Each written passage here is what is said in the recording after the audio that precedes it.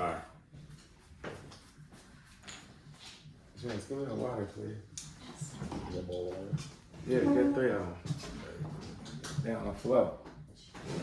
All right, so testing. So basically, the next day, my brother laces me up like, "Hey, look, you know what I'm saying? This is, hey," and that's the thing when, first of all, it's two things, right? You have to have people in your life that lace you up with game. Now you can, you feel me, get game and lace up other people, but you always have to have someone kind of above you with more game, more knowledge to lace you up. Mm-hmm. And then also to not do it in a demeaning way. Oh, you fucked up. No, my brother's like, "Hey, look, I know you don't know, but this, that, and the other. You feel me? You see, my bitch is setting up the table. Mom's setting up the table. Have your bitch set up the table." Mm-hmm. Then you think about, oh shit, you're right. Then you have to be humble enough to accept the game. Oh, I bet I got you.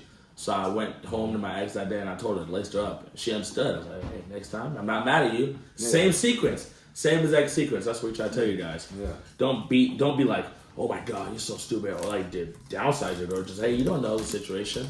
You feel me? Can we go to my mom's house? But that kind of go back to what we was talking about with the D. That's what we're talking about, the DM. Yeah. You feel me? So, I think there's certain shit though. There's certain shit I'm not fuck with.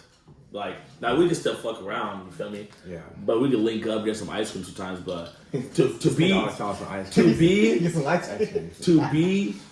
girlfriend, to be Reese's girlfriend, to be the one that meets my mother, Miss Mighty, you feel me? My niece, all kinds of shit.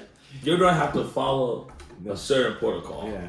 You feel me? And that's the thing. I'm not for everybody, because women be like, "Oh my God, these men these days." It's like, listen.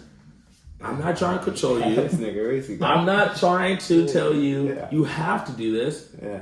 If you don't want this, we're just not compatible. But see, that make you, you know what make you like that is because you standing on principles and you standing on certain ethics, right? Mm-hmm. A lot of people think about certain cultures. You got the Filipinos, you got the Jamaicans. Like, these cultures are strong as fuck. And then you get to the black community, like, our culture don't be tight. You know what I'm saying? It's reasons why is because things like this. Like, you know what I'm saying?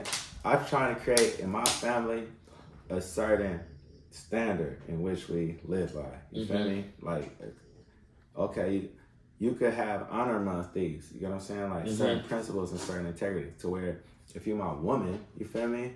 When the other women are wiping the tables, you join women to wipe the tables. Not on no sexist shit or nothing like that, on some culture shit. You know what I'm saying? This is how our culture get down. You know what I'm saying? And so with that, I respect standing on that. You know what I'm saying? And then too, like you said, I'm not for everybody. It's something special, particular out there for me. Yeah. You know what I mean? And that's what I'm away from. Right? Yeah. And that's the 2080, right? And that's what me and Slime, we talked about this a few podcasts. I don't know if you remember, like the last podcast, maybe a few podcasts. 20% of men are going to stand on principles. 80% of men are not going to stand on principles. You feel me? Women fuck who they want, men fuck who they can. That's like the simple junction, and that's what Cardi B was basically saying. But we want you guys to be the 20%.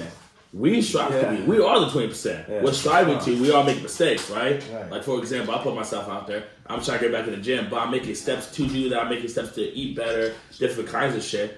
But it's like, we're still the 20%.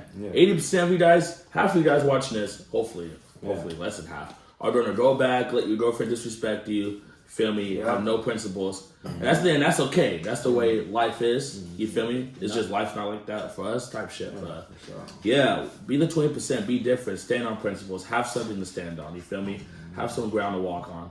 Because the right woman will come. You feel me? That's how you get the badass women. Yeah. That's how you get the principles. Yeah. You feel me? That's how you get the one. That's the thing. You get the one like that. You never get the one bending your morals. Oh shit. No. Oh, I don't want her to go to the club. Like, this is the prime example, right? I was talking to my my female friend. I only have one female friend, but she was talking about her boyfriend, and she was like, "Yeah, my boyfriend's mad at me," and I was like, "Why?"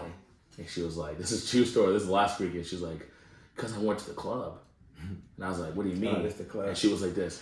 She was like, "My boyfriend's calling me," and she was like, "Yeah, I don't want to go to the club." No, tell a story on the thing. Oh, my bad. Yeah. She's like, I don't want to go to the club type shit. She's like, why? He's like, just hella being insecure and shit, right? Yeah. And she was like, I still went to the club and he was giving me attitude. I said, oh yeah, he's not. I was like, he's not that nigga. Yeah. She's like, why? He was mad. I said, no. I said, we were dating and I told you I don't want to go to the club. You want to go to the club. You want to go. Yeah. I said, if you really fucked with him enough, you wouldn't go. She was like, yeah. no, I love him. No, I do this. I said, like I promise you. You don't respect him. I said, there's always a nigga out there. If he says, if you go to the club, we're just not. It's over with because they don't have the fear of losing you. Like I used to have a fear of losing everyone, so I used to just fuck it. Now it's like this. I'd be sad, but if you go to the club, and I already laced you up to why you're not going to the club, we're just not compatible. Yeah, it's easy. It's easy just like that. Like exactly. And the women, and she was like, "Oh, that's insecure. No, it's not insecure. That's principle. That's morals." Yeah. And that's why I told her. I made a joke. I was like, "Yeah, we're definitely not compatible." You know what I'm saying? But because you ain't going to no club. But exactly, he was like, "Oh, you could go," and he's just acting like petty. Like, why are you acting petty? You're the man.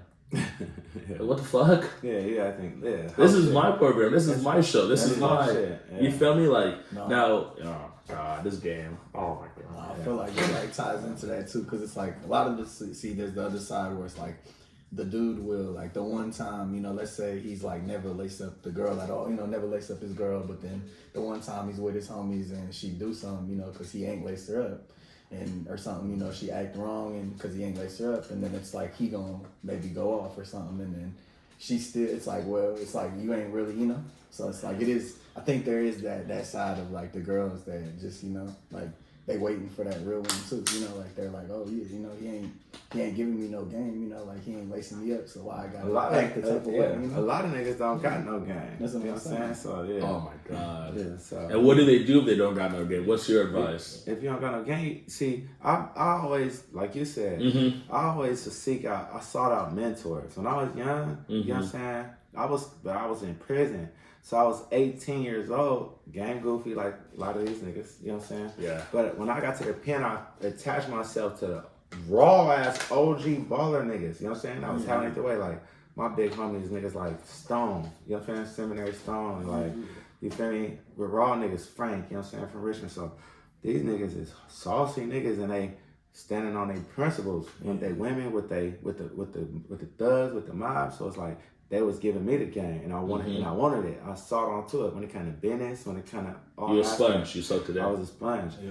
But later on down the line, I had read a book, and it said, like you spoke on earlier, it said always have at least 3 type of people in your life. You spoke on always have somebody that's rawer than you, right? Because that gives you somebody to look to for some game. You know what I'm saying? Somebody to look up to. But it's a tangible person, so you believe in what you can do because you've seen it done before. So have one person you look up to, then have somebody up underneath you. The person underneath you is going to hold you accountable because you the person they look up to. You know what I'm saying? So you can't really, you got to always hold yourself accountable because you got somebody watching you. You feel me? You're going to behave yourself a certain way when your son watching you versus when, you feel me? Following that. They following you. So they like, hey, OG, I see you going over here, man. You can't be doing that. That's why I fuck with my youngest. Niggas like, why you fuck with the young niggas? For a reason. Because they hold me accountable. They don't even know they doing that, but I know they doing that for me. And then you keep your peers. So you need all 3. Your peers, y'all gonna gang like this together, and it creates a healthy competition. You know what I'm saying? You gonna get better in the backyard just shooting by yourself. You go one-on-one with your brother, all summer, you gonna come back better. You know what I'm saying? Type shit. So you need 3 groups of people. Well, that's valid. That's the thing. That's like really important. Like some of you guys don't understand how important that is. It's I mean, even like going back to like the high school days with football, they're all the homies. I beat you in this race. They're going hard. Going hard. And it's just like you're just getting better. You know what I'm saying? But that's the thing. Like if the current people around you are not getting better, like say for example, I'm doing, and this is a true story of my life recently. Some of my homies, I'm getting better. Slime, get better. Now sometimes I might be doing different shit, and that's okay, right? Slime's doing his music shit, my brother's doing his music shit, his social media shit, I'm doing the YouTube shit. But that's the thing, we're all lacing each other up. He's watching my YouTube shit, good shit. I'm watching his shit, good shit. Slime's doing his music shit, oh shit, good shit. If you have people around you, and this is literally a true story, I got some old homies, I'm like this, wait a second. You're still in the same spot. You're still having the same issues. You're still in the same patterns. It's like, wait, what the fuck? Then I got mad. I literally went to the club on one Saturday, and I just got hella mad. And everyone was like, why are you tripping? You got the same hoes, the same food. Like, I could go to the bartender at the club. and take a drink. It's true story. Picked up a drink and walked off. They laughed about it. You just walked away. And I'm drinking. I'm like, no, I'm just done with this shit. They're like, what do you mean? I'm like, it's just the same shit. Like, I should be way farther. And they're like, oh, it's okay. You're 24. You know a little bit more than these young guys anyway. And I know, like, I want to fucking, feel me, go like next week and be like, hey, I could spend $1,000 here and have not to think about it. Exactly. But the way I'm living, I'm not going to do that. Maybe ever. And so I had that realization in the middle of the fucking club. 12 a.m. Saturday, bitches shaking ass like this one light skin bitch. The one in the message to your ex video, the intro with the fat ass. She's yawking on me all night, doing the shit. I was like, I literally told her, I was like, honestly, you're hot as fuck, but I'm just not interested. Yeah. You know what I'm saying? It's like, you're hot as fuck, but I'm just thinking about other shit. Usually, like, I'm 40. So I'm at that point where it's like, if I go to the club, like you ask me, Quincy, the thugs ask me all the time, you don't come out? Nah, like, you gotta pay me to go. I don't want to go to the club. That's bullshit to me. Like, we could go unless we celebrating. Yeah. Now, if we celebrating birthday, accomplishments, you know what I'm saying? Yeah. Now we gonna go and celebrate. We gonna do the bottles. We gonna bring the bitches. We gonna throw the lights and the show on for you. You know what I'm saying? We gonna stunt. But like, just to go to the club, it's like, that what the fuck are we about? Nah, I need to check for that. I need something. Y'all gonna throw me something. And I'm bringing the show with me when I come. You know what I'm saying? It's the same when payday come through. I need to check. Yeah, no, that's like, man, like, and that's what I remember he laced me up off camera with that. Like, hey, like, just don't be regular. Yeah. Like, you just, he's like, there's no issue with that. That's a good thing. Your desire is just to not be regular. And then, like, your body, your heart, your emotions is telling you, you're being regular. Yeah. You're viewed as a regular. And that was tough. It's a word for that. You go to the same establishment all the time. You're a regular. You're regular. Yeah. I'm like, I don't want to. I don't want to do that shit. So I stopped doing this shit. Like, back in college, I don't want to do this shit. So I do the shit that I want to do. Like, this, it comes to a point in time when you guys have to realize, like, hey, I don't want to do this shit. And whatever may case be, because like, we're all, you know, sometimes mess up at some shit, but you can always change and shit. And sometimes it's like growth too, you know, like you needed that to get to the next level. So maybe you needed that shit, you know, to get you to where you was, and then now you see, like, I'm ready to jump on the next, you know, for sure, to move up, you know, shit. No, it's exactly. Part of it too, and the people that's always, you know, like you said, in the same spot, it's like, that people always say, oh, you changed, you know, you changed. It's like, fuck yeah, I changed. Like, I'm going to change every day. I'm trying to grow, bro. I'm trying to be in the same spot.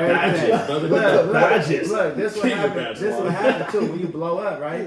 So, blam, all right, so I got a homegirl from my hood, right? Me and her had dealings before all of this shit. She from the hood, right? I'm talking about walk on the floor steps and the floor might fall up underneath you. We in the middle of the ghetto. I'm from Oakland. So blam, flatland. So blam. So now, this girlfriend of mine, middle school. You feel me? It's 30 years ago. You feel me? 20 something years ago.